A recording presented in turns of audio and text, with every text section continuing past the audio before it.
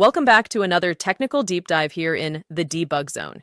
Today, we're tackling a big question and breaking it down with insights from other users. Hopefully, this clears up some misconceptions and helps you get the answer you need. So buckle up, stay a little curious, and let's jump right in.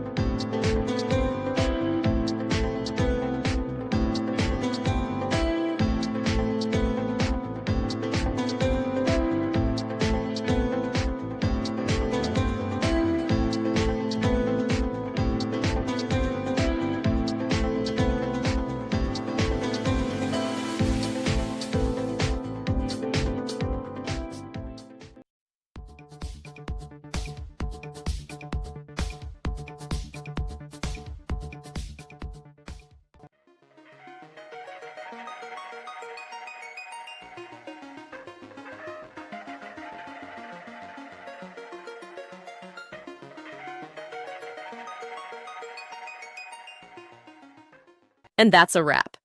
I hope you found the answer you were looking for. If you did, take a second to hit that subscribe button. It really helps out. And let me know in the comments which solution worked best for you. See you next time in the debug zone.